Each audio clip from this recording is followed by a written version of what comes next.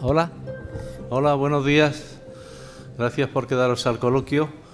Bueno, tengo aquí a mi derecha a Jorge Gil, que es el guionista de la película, y entonces voy a hacer una pequeña presentación. Es vasco, de Donosti, estudió en la Aula de Cine de Sarobe y también en la ECAN de Madrid.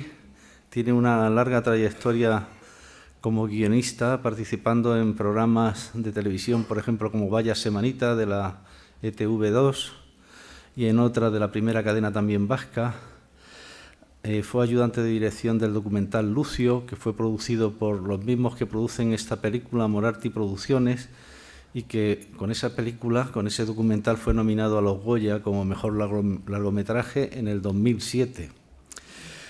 Entre el 2010 y el 2011 también ha sido ayudante de dirección y documentalista de la serie de televisión Una historia de cine mal día, dirigida por Diego Galán para Televisión Española, Canal 2 y también para TV2, ETV2. Guionista y director del documental El método Arrieta, que fue estrenado en el Festival de Cine y Derechos Humanos, donde obtuvo el premio del público. Ha obtenido numerosos premios, por citar algunos. El de San José, en California, o Viena, o Buenos Aires. Este documental, El método Arrieta, se estrenó en el País Vasco, Madrid y Barcelona, y fue producido también por Moriarty Producciones. En 2014, una película que tuvo bastante buena acogida fue Loreac. Seguro que muchos de vosotros la habéis visto. Fue nominada a Goya a la mejor película. También Jorge fue asesor del guión de esta película, Loreac, Las Flores, ¿no? Flores. Y por último, decir que ya más reciente, en el 2019, no sé si alguno de vosotros tuvisteis la oportunidad de ver La trinchera infinita. Nosotros hicimos aquí un preestreno con esa película. Esta película obtuvo 2 Goyas, ¿no? También ha sido guionista el año pasado de la película de Silvia Moon, Las buenas compañías, y en la actualidad, este mismo mes, esta misma semana, ha estado escribiendo para la serie de Disney Plus Yo Adicto, ¿no? Entonces, un fuerte aplauso para Jorge Gil.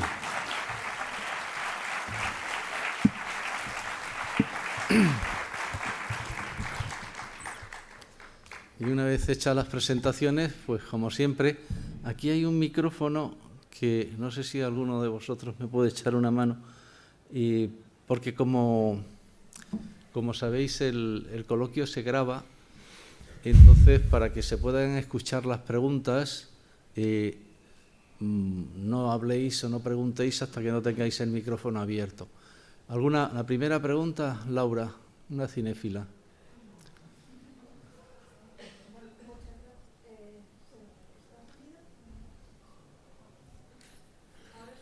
Ha tardado unos segundos. A ver, ahora. ¿Lo pruebo ahora? Ya, ahora muy sí. bien. Muchas gracias. Me ha parecido una película que parece ficción, y quería preguntar sobre el personaje de Marco, porque dice que algunas cosas son ficcionadas. Hay una pregunta muy pequeña y luego vendré con la otra pregunta. ¿De verdad estuvo casado antes? Y de lo que es pura curiosidad, pero la pregunta real era, documentarse para esto ha sido, me imagino, una tarea muy larga. ¿Se ha basado en el documental del que ellos estuvieron viendo en el cine? Yo soy Enric Marco. Me imagino que no ha podido conversar con él, pero ha conversado, por ejemplo, con este historiador y con la Asociación de Deportados. ¿Conversar con él? Un poco de todo esto. ¿Te refieres a conversar con Marco? Sí, me imagino que no ha podido ser porque... Sí. Ah, sí, pudo ser, muy bien. Pues que nos contara un poco. Y ¿no le tiene un poco de cariño al personaje, a pesar de que fueron mentirosillos? Son muchas preguntas, ¿eh? Perdón. Laura. Perdón. Le ha pillado el gusto, pero bueno. Sí, claro, yo hablé muchas veces con Marco, porque todo este caso estalló en 2005 Y ya nosotros en 2006, bueno, más concretamente yo de la productora, pues fui a verle a su casa en Sant Cugat del Vallès. Y bueno, como él daba todas las facilidades del mundo para todo aquel que quisiera escuchar su historia, pues, pues estuve muchas veces con él en su casa, con su familia. Y porque, como te digo, todo este proceso empieza para nosotros en 2006. Estamos en 2024. Ha pasado un rato. En todos esos años han pasado muchas cosas, entre otras cosas que él ya no está aquí y no ha podido ver la peli, que nos da mucha curiosidad saber qué opinaría él sobre esta peli. Pero en 2006, cuando empezamos a hablar con él, la idea inicial, primera nuestra, era hacer un documental. Este hombre tenía 86 años en aquel momento, estaba lúcido, con ganas de hablar, como siempre, y entonces queríamos aprovechar eso. ¿Qué pasó? Que después de llevar como 1 año y medio, 2 años trabajando con él, pues descubrimos que nos había engañado. Y que al mismo tiempo que estaba trabajando con nosotros, en paralelo estaba haciendo lo mismo con otro equipo. O sea que fue, digamos, así, 1 año y medio echado a la basura. El resultado de ese documental en paralelo que él había hecho es el que aparece en la película, Ich bin Enric Marco, con el cual él pues no quedó satisfecho porque pensaba que él merecía algo mejor, algo que le dejara a la altura que él creía. Entonces, como estaba decepcionado, pues unos años después, no me acuerdo, 2010, 2012, no me acuerdo, después de un tiempo sin verle, de repente pues estaba yo en el Festival de San Sebastián saliendo de ver una película y cuando se abren las puertas veo a Enric Marco, estaba lloviendo ese día, debajo de un paraguas, con 90 años y una butifarra bajo el brazo, esperándome. Y le digo, Enric, ¿qué haces aquí? Y bueno, pues el tema era que él no había quedado satisfecho con el documental que le habían hecho. Entonces, como, oye, ¿os acordáis de aquel documental que queríais hacer conmigo? Estoy dispuesto.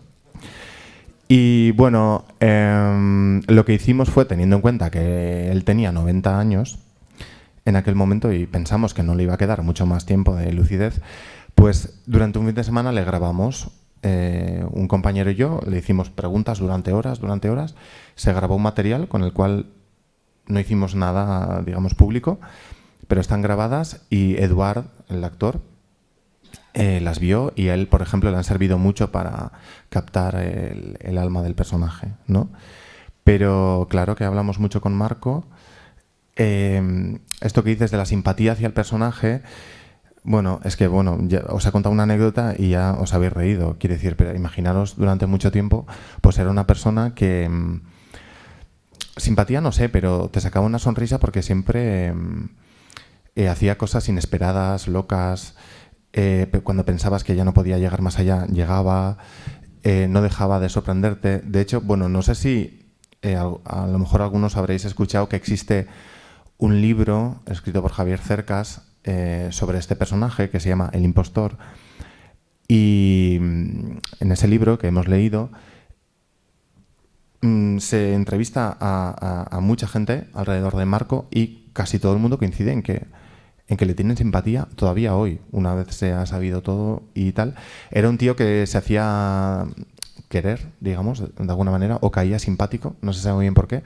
Esa simpatía le abrió muchas puertas en su vida y le permitió llegar a muchos sitios, a trabajar para la Generalitat, donde él tenía muchos contactos que, al mismo tiempo, esos contactos le sirvieron luego. Una vez él entró en la Amical de Mauthausen, la Amical se benefició de todos esos contactos y él fue el presidente que realmente hizo resaltar a la Amical, aunque luego paradójicamente también fue cuando se descubrió todo el engaño, claro, a quien le asestó la puñalada mortal, ¿no?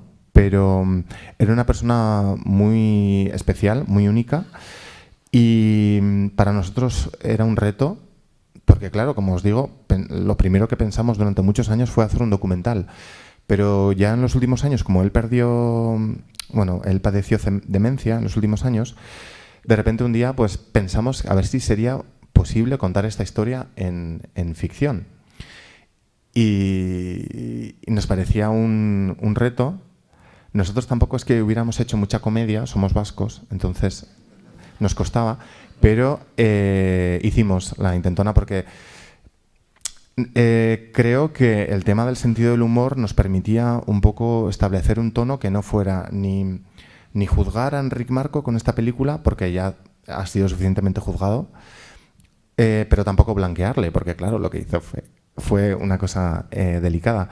Entonces era un guión de ficción complicado, porque había que buscar el tono, había que tal. Muchos acontecimientos de su vida que no se han podido contar, que se han quedado fuera.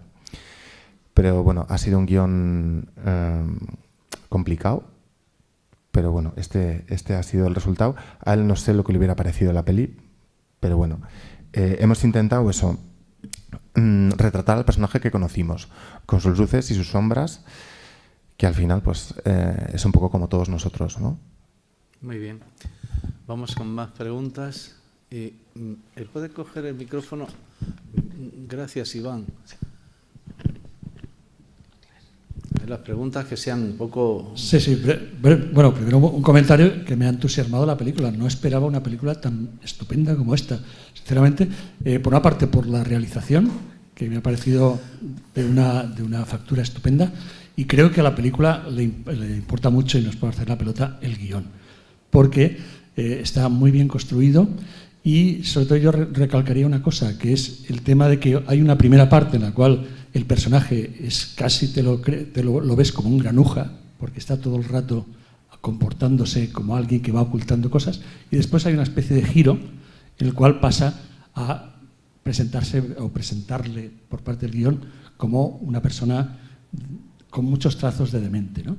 En ese sentido, me parece muy importante el giro, creo que es sí. un acierto. Desde mi punto de vista, esta es mi opinión.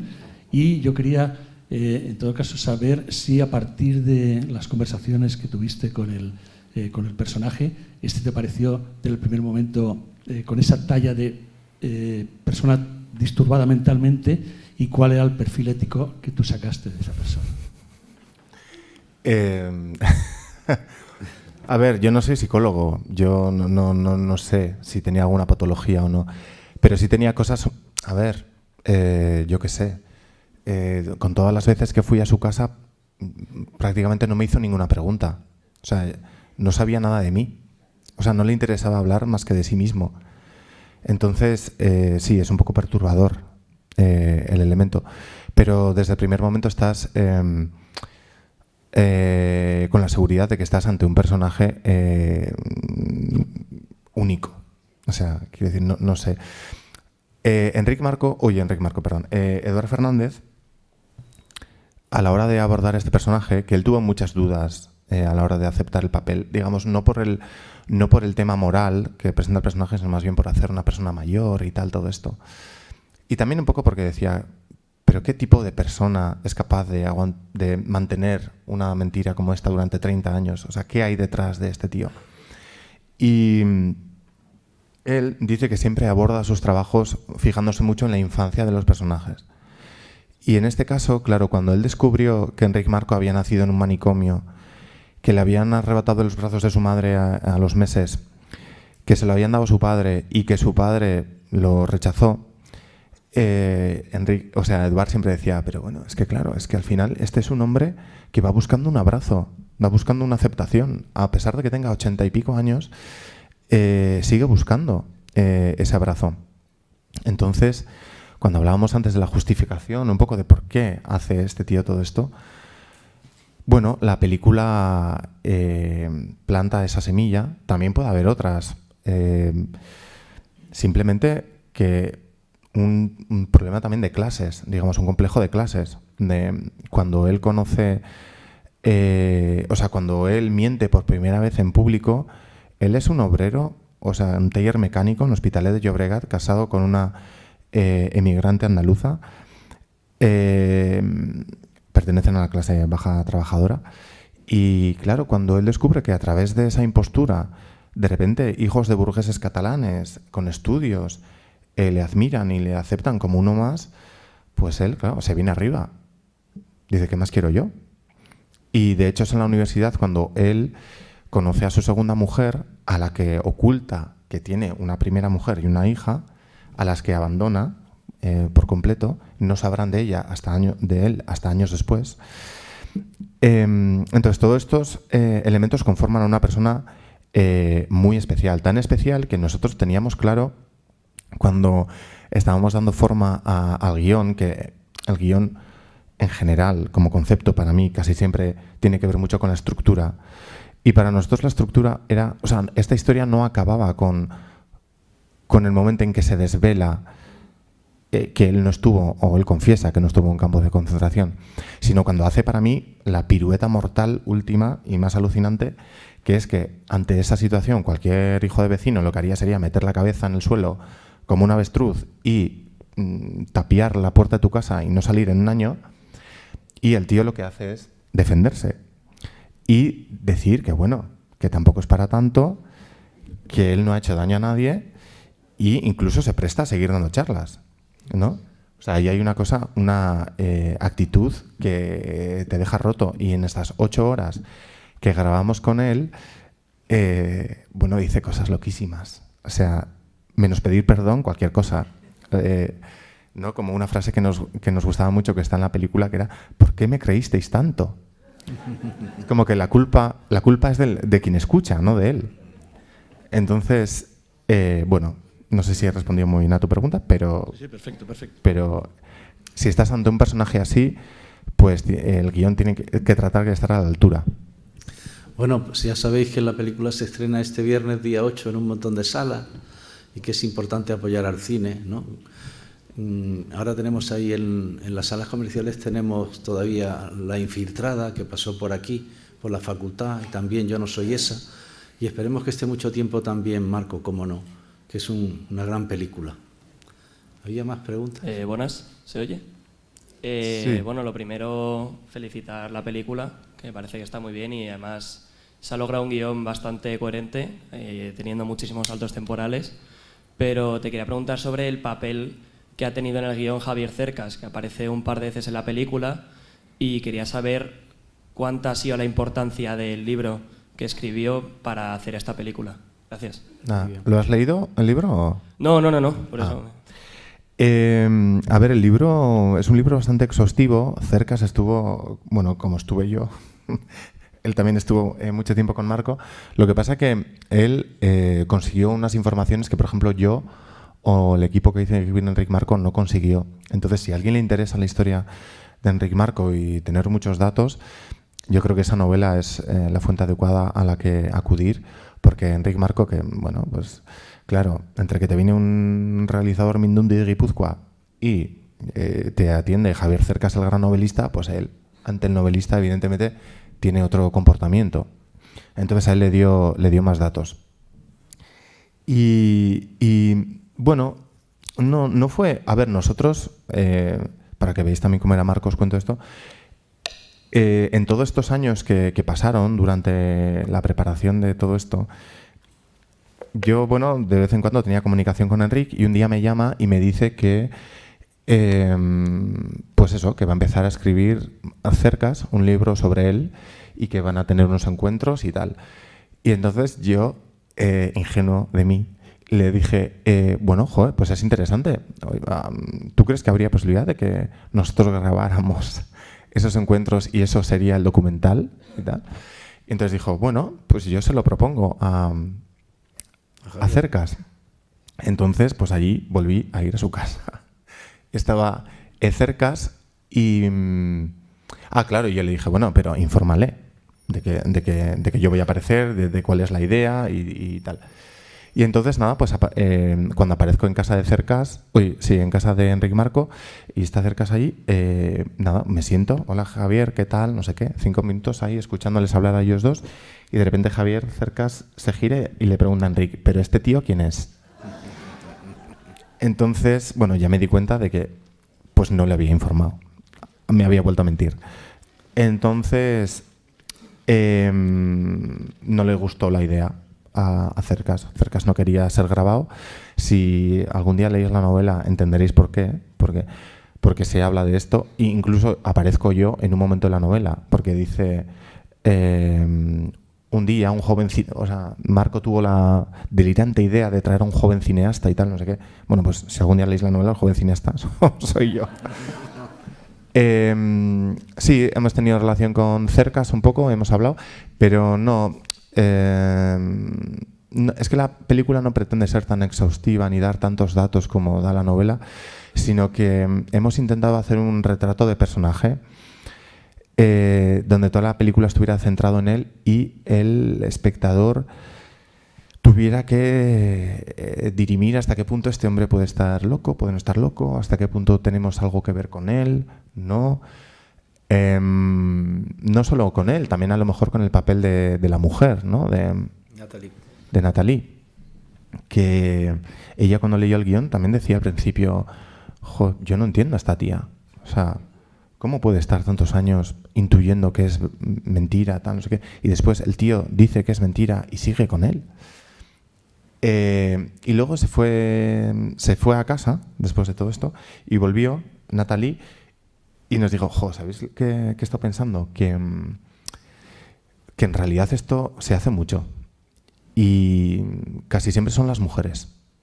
Y dicen, muchas mujeres de mi familia pues han callado cosas, os han hecho las tontas por el bienestar familiar, de que aquel equilibrio no se rompa y tal y cual. Ella pasó de no entender al personaje a decir, ostras, pues igual tiene que ver más de lo que yo pienso, tristemente, con las mujeres de mi entorno. Y, digamos, la película está protagonizada por estos personajes que tienen claroscuros y que tienen que tomar decisiones y dilemas y tal y cual, pero creo que que nos podríamos reflejar perfectamente en ellos. Es decir, a todos nos gusta dar una mejor imagen de nosotros mismos, lo que pasa que lo que hace espectacular a Marco es que lleva eso a la enésima potencia, claro. Está dispuesto a cualquier cosa con tal de gustar y al final pues tuvo que pagar un precio muy alto, ¿no? Más preguntas. Bueno, lo primero es, me parece un guión fantástico. La última imagen, la de una de las películas de ficción del 2024, me parece absolutamente genial. Y me parece y antes te quería una curiosidad. ¿No es cierto el que realmente se supiera justo el día antes de su presentación en Mannhausen, o eso es justamente la parte de ficción que tiene? No, bueno, ¿te imaginas que nos lo hemos inventado? No, eso fue así, sí, es un poco de película, pero ocurrió así. Y sobre lo que decías del último cartel y todo esto, claro, la película, aparte de contar la historia de Marco, queríamos poner sobre la mesa algunos temas, la verdad, la mentira. Por un lado está claro que Marco fue un poco pionero de los fake news, ¿no? Y por otro, la película empieza con una claqueta, que no es lo habitual. Es decir, nosotros intentamos jugar también con recursos cinematográficos y narrativos a este juego. ¿Qué es verdad? ¿Qué es mentira? Tú, como espectador, empiezas viendo algo que sabes que es mentira, pero te lo vas a creer, un poco como ocurría con las charlas de Marco. Y luego, pues, juega con lenguaje documental, que a veces no es real, que lo hemos hecho nosotros, y culmina con una secuencia en la que Marco va a recriminarle a Cercas que escribiera una novela sobre él en público, donde dialogan ya claramente ahí la ficción y el documental, ¿no? La verdad y la mentira, o lo que nosotros entendemos por verdad y mentira, pero que es más complejo, como explica la peli, porque a veces tú crees como espectador que estás viendo imágenes documentales, pero las hemos hecho nosotros. Entonces, para nosotros intentamos siempre trabajar desde ahí, no solo contar una historia, una peripecia, que en este caso era muy llamativa, sino intentar trasladar temas, poner temas encima de la mesa. Y Marco, de alguna manera, aunque esta historia transcurra en 2005, o sea, empieza en 2005, habla de cuestiones que son fundamentales hoy en día, ¿no? Sobre, bueno, y vosotros estudiáis periodismo, o creo, no lo sé. Y claro, son temas que imagino que os interesan. Si la verdad, la mentira. Y bueno, en la película también aparecen algunos medios de comunicación reflejados porque, claro, fueron claves a la hora de... Destapar, ¿no? No de destapar, sino de dar cobertura a toda la historia de Marco.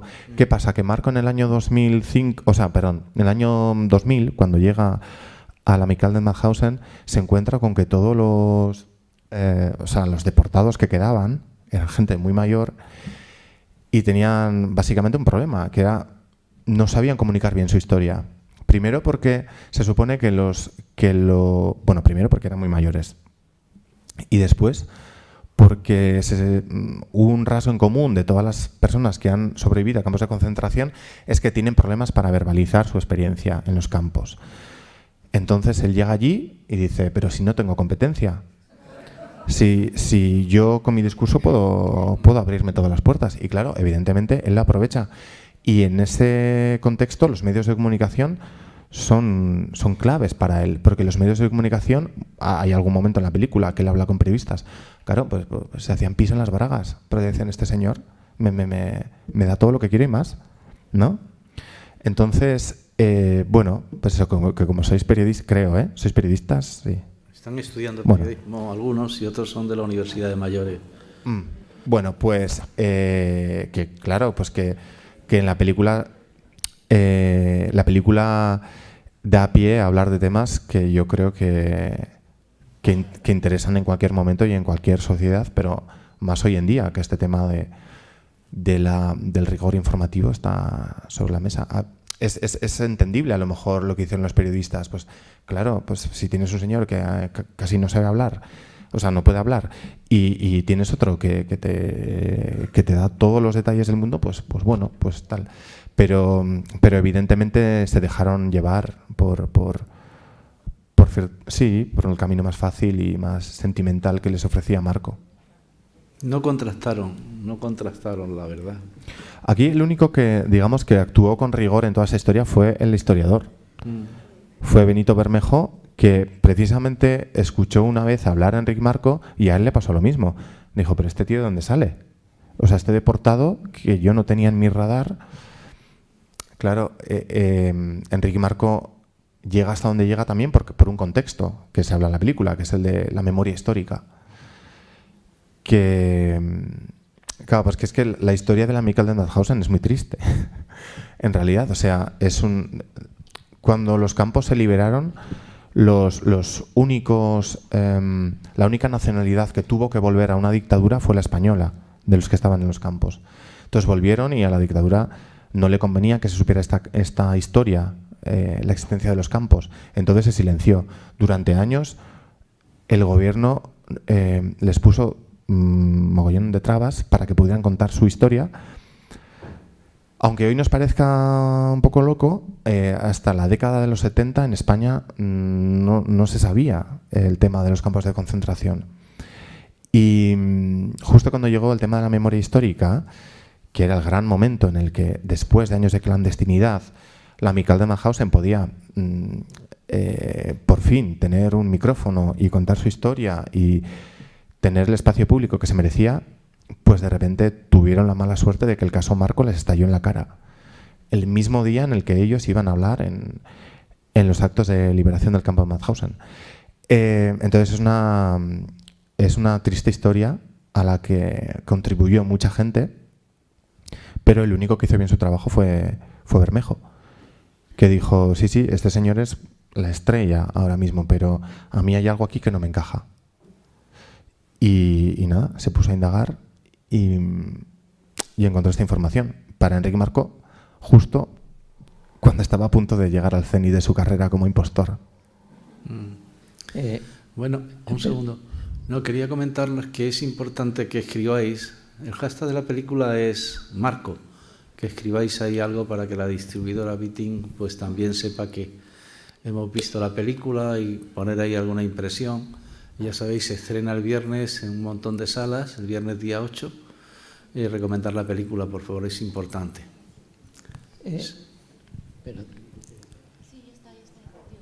Hola. Bueno, yo más que una pregunta quiero hacer una reflexión. que se hablaba, él estaba en CNT y dentro del CNT, cuando estalla todo esto, se habla de una cosa muy importante que por lo que veo nadie le da ninguna importancia, es ¿qué es peor? El mentir y lograr que un tema se habla, incluso llegue hasta un gobierno, o hacerte el sordo con todas las cosas que se han dicho anteriormente. La gente, por lo visto, le da más importancia a cómo vas a hacer el relato a que si es verdad o no. Y eso es lo que ocurrió, ni más ni menos. Él tuvo cómo decirlo bien y llegó. Pero mientras, nadie hacía ni caso a los que sí habían estado. Sí, sí. O sea, eso es lo... Yo estoy de acuerdo contigo. O sea, eso es lo paradójico de esta historia. Él lo resumía en una frase que yo creo que es perfecta, que decía, una vez se supo todo esto, decía, los labios de un mentiroso dijeron una gran verdad. La frase es inapelable. Es verdad. Lo que pasa que, claro, ¿benefició a la causa o la perjudicó? O sea, la película no intenta... no se posiciona. No, quiero decir, lo interesante es que cada cual haga su reflexión. Es verdad que él ayudó a que este tema llegara a los medios de comunicación como nunca había llegado antes.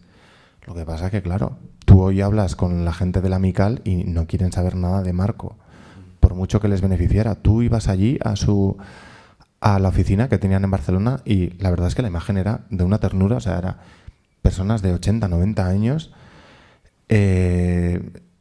sin apenas recursos trabajando, y los recursos que tenían te decían que era porque los había conseguido Enric Marco.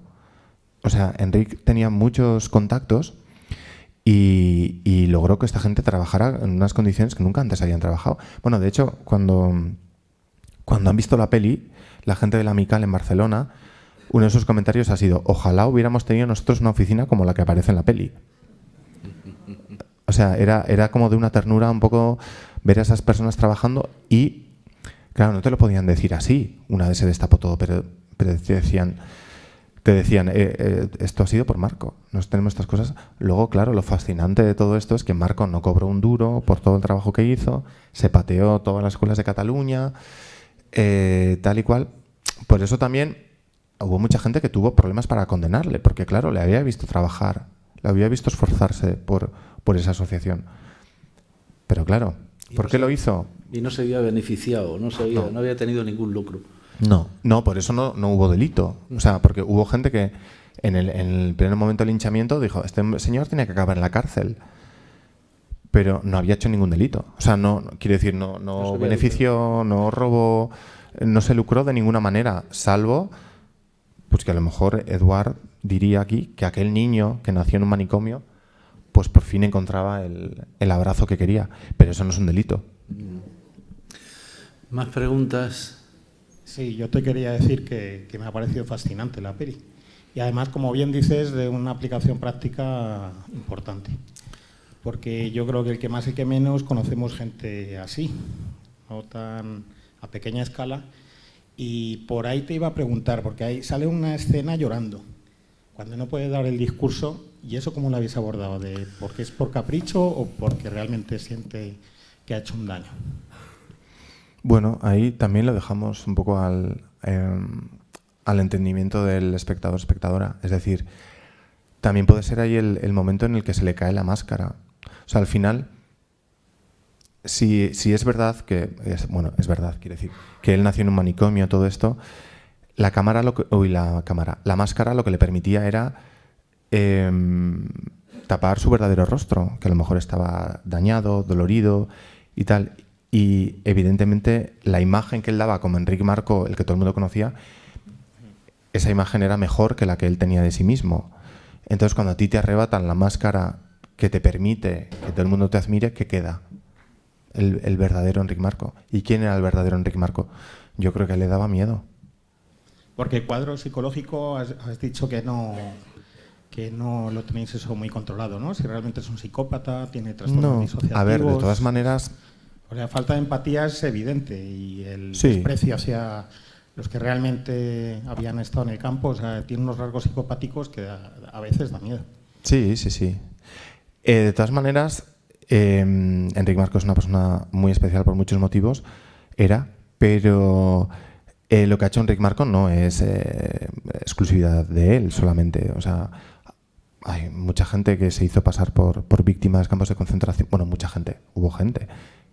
De hecho, en la película, en un momento determinado, se menciona el nombre de José Antonio Pastor, que era un deportado andaluz, que unos meses antes otro historiador había descubierto que no había estado en campos de concentración. Lo que pasa que, claro, él era un miembro de la Amical, o sea, un soldado raso, claro, no era el presidente. Pero en cualquier tragedia tipo el 11S, en el Titanic también hubo gente que dijo que había estado, que luego no. O sea, lo que él hace no es exclusividad suya, pero claro, es que él era el presidente de la asociación y era digamos, el emblema de ese nuevo tiempo, de esa memoria histórica, el que iba a traer la dignidad a los deportados y tal. Entonces, quería decir antes que se me ha olvidado de la pregunta que hizo él antes, que una de las películas, de los temas que plantea la peli, yo creo, o una de las reflexiones posibles, que a mí quizá, porque como me dedico a contar historias, pues me toca, pero no sé si a la gente le parece tan interesante, que es, y que está dentro de toda esta cosa de los labios de un mentiroso dijeron una gran verdad, que es, claro, ¿a qué damos más valor? ¿Al qué se cuenta o a quién lo cuenta? ¿No? Porque Enric Marco decía, como para justificar su mentira, decía, claro, es que si yo llego a una charla y digo que estuve en la prisión en Alemania unos meses, tal, no hubiera sido lo mismo, porque claro, yo entro, digo que estaba en el campo de concentración y todo el mundo se gira y ya me empieza a aplaudir, ¿no? Entonces, también hacer un poco reflexión sobre eso, porque yo, el otro día, cuando fui a un cine, claro, yo voy a un cine y a mí nadie me conoce, nadie sabe quién soy, no soy Eduard Fernández.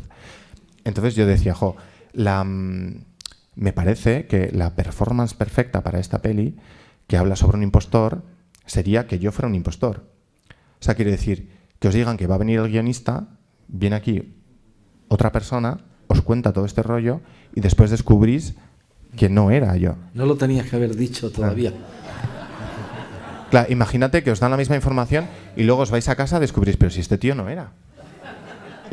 Claro, pero o sea, ¿hasta qué punto importa que sea yo exactamente, ¿no?, el que transmite esa información? A mí esa reflexión, para mí, me parece muy interesante.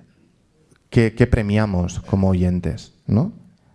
Y Marco fue víctima de eso. Yo recuerdo siempre en su casa, bueno, Marco lo guardaba todo, o sea, tenía un despacho solo para sí mismo y sus cosas. Entonces, recuerdo que cuando se supo la mentira, le escribió gente a casa, le escribían cartas, gente que había asistido a sus charlas. Y había cartas de gente que le criticaba, esas las guardaba también, no las mostraba mucho, pero ahí estaban. Pero luego también guardaba cartas de gente que, aun habiéndose sabido la verdad, le escribieron como animándole y diciéndole, bueno, yo estuve en tus charlas, yo tal, pero yo me emocioné, yo aprendí cosas, todavía sigo recordando cosas que nos decías y tal. Entonces, esas cartas él sí que las mostraba con orgullo, claro. Pero bueno, te parabas a pensar un poquito en eso y decías, bueno, pues a lo mejor también puedo entender a esta gente, no lo sé, que yo qué sé, que igual tú no lo viviste, pero tú has escuchado esas historias, a ti te las han contado y nos las has transmitido. ¿Me explico?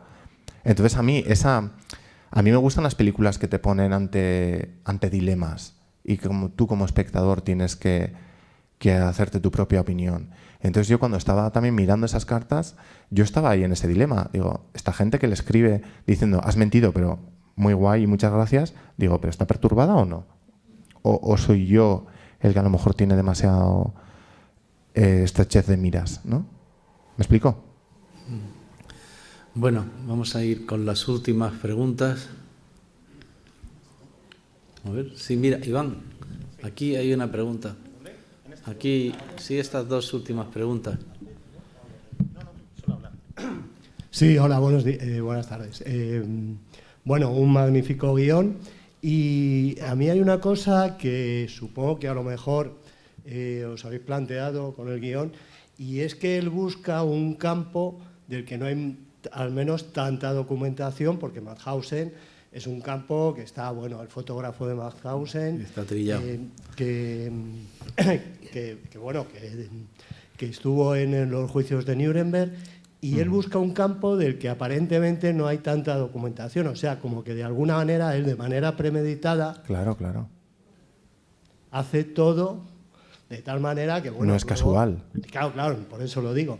Y luego hay una referencia que hacéis en la película que él niega a Eduardo Pons Prades, el escritor que es de la CNT.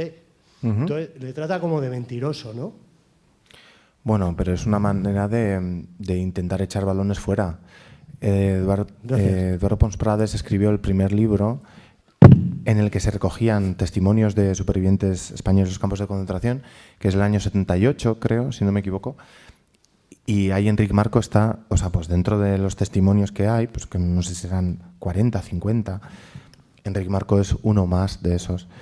Pero ¿qué pasa? Que cuando Bermejo le empieza a decir, oye, en tu biografía aquí dices esto, pero luego en esta otra entrevista dices esto, otro. Entonces se contradice. Entonces, claro, él necesita cubrirse las espaldas, y entonces le dice, no, pero esto Pons Prades lo habrá escrito mal. ¿Me explico? Lo que pasa es que Enric Marco en los años 70, cuando empieza a dar entrevistas, él no piensa que jamás va a llegar a ser presidente de la Amical, entonces tampoco había mucho rigor en aquel momento. Además, todo el mundo estaba como atónito ante lo que estaban contando, entonces él contaba un poco lo que le parecía en cada entrevista. Y esas cosas llamaron la atención de Bermejo también. Dijo, pues, como digo, fue el único que actuó con rigor aquí. Y dijo, en esta entrevista no estás diciendo lo mismo que en esta. Pero sí, lo de Flossenbürg, claro. En Flossenbürg hubo muy pocos españoles. Y era difícil, y había poca documentación, era un campo pequeño. Entonces él sabía lo que se hacía. Vamos con la última pregunta. Muy buenas tardes. Realmente he visto con fascinación la película, os felicito. Y bueno, una pequeña cosa, cuando al hilo de la conversación nos has dicho que hay algunas secuencias aparentemente documentales, pero que las habéis incorporado vosotros desde la ficción. No sé, la cuestión ideológica en Marco, es decir, ese conflicto fascismo, franquismo, respecto de lo que él parece defender, ¿no? Que es precisamente la situación de los deportados y de los represaliados. Si se conoce biográficamente si realmente fue o llegó a Alemania por ese otro camino o no, o también es un puro invento de él. No, o sea, es tal y como se cuenta en la película, él se acogió a un acuerdo que había en aquel momento entre la España fascista y la Alemania fascista, porque Alemania para la Segunda Guerra Mundial necesitaba mano de obra. Estaba muriendo gente y necesitaba mano de obra, y el tema es que él se acogió a ese acuerdo y bueno, en ese acuerdo pues te daban un trabajo y unos barracones donde dormir. Entonces él se fue a Kiel a trabajar en una fábrica, a hacer armamento para los nazis. ¿Por qué se fue? Ahí ya, bueno, él dice que estaba perseguido por la policía y que entonces no le quedó más remedio que irse. Yo creo que también, que puede ser, bueno, no lo sé, no estoy tan seguro, la verdad. Si le preguntas a Herbert Cercas, seguramente te dirá que no. Yo tengo dudas. También creo que había una llamada a la aventura. O sea, yo creo que es un tío que él siempre quiso vivir, digamos, por encima de sus posibilidades y que se sentía un personaje de novela y que quería ver a lo mejor la guerra de cerca, quería viajar, quería tener experiencias que su vida gris en Barcelona, siendo un niño abandonado de clase baja, no le permitía. Entonces dijo, bueno, pues pillo este tren y a ver qué pasa con mi vida. Y cuando llegó a esta fábrica a trabajar, por razones que no están muy claras, digamos, terminó en un penal, en una cárcel, durante unos meses. Y cuando salió de la cárcel, pues le hicieron un juicio, le perdonaron y se cogió el tren y se volvió. Él no tuvo conocimiento en Alemania de la existencia de los campos. Él se enteró aquí en la transición. Él vivió... Alemania estaba en guerra, pero él no la palpó de cerca, ¿no? Entonces yo creo que también el inventarse esta mentira él estaba construyendo el personaje que le hubiera gustado ser, las cosas que le hubieran gustado vivir a él, incluso un campo de concentración, pero sentirse alguien especial. O sea, yo creo que él, no estaba con él en ese momento, pero yo creo que él, me lo imagino mirando a los supervivientes con envidia. O sea, él a lo mejor hubiera querido que todo el mundo le mirara a él con la misma admiración que miraban a los supervivientes. Entonces, ojalá hubiera sido él un superviviente. Pero su vida pues estaba condenada a ser más gris. Es que hay veces que te empeñas en ser quien no eres. Entonces, bueno, pues él tuvo que volver a su taller, a su vida de mecánico, humilde, en Hospitalet de Llobregat. Y cuando empezó a mentir en la universidad, ya en los 70, pues quizá él empezó a soñar con volver, que podía ser alguien que no era, efectivamente, por cómo le miraban otra vez los otros. Entonces, pues dijo, pues mi mujer y mi hija me sobran, me voy. Y se fue a la aventura, como cogió aquel tren, pues cogió otro tren que le llevó a una nueva vida, ¿no?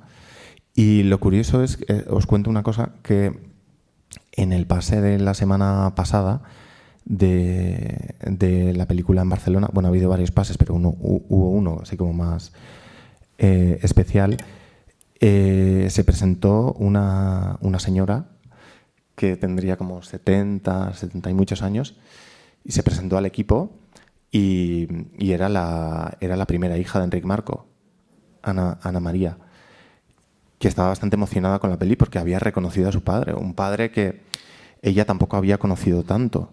Se fue cuando ella tenía 3 años y lo volvió a ver el día de su boda. Apareció Enric Marco en sus grandes apariciones estelares en la butifarra, no sé, pero en la boda de Ana María. Y pasó desde los 3 años hasta que ella se casó sin verle. Y, o sea, entonces le vio en la peli y se emocionó sentía que estaba viendo un poco a su padre. Y claro, para nosotros eso pues fue un halago, ¿no? Muy bien, pues llegado este momento, invitaros a la próxima película, que la tenemos aquí a la vuelta, que es el jueves día 7 a las 11, se llama La Cocina, es una película mexicana, y estáis invitados a recomendar por favor la película. Parece que os ha gustado, parece que no ha gustado a todo el mundo, entonces por favor recomendarla, utilizar las redes sociales. Ya sabéis que se estrena el día 8, es importante esas primeras semanas para que la película se mantenga en cartel. Y dar las gracias a Irati Cubero, que ha hecho posible que tengamos aquí la película y que tengamos este impostor, porque al final él no es el guionista de la película. Pero a que lo habéis creído, pues eso es lo importante. Pues un aplauso para Jorge. Gracias. Y animar a la gente a ir a ver la peli si os ha gustado, ¿vale? Os lo agradeceremos. Enric también. Bueno, pues esto te ha parecido.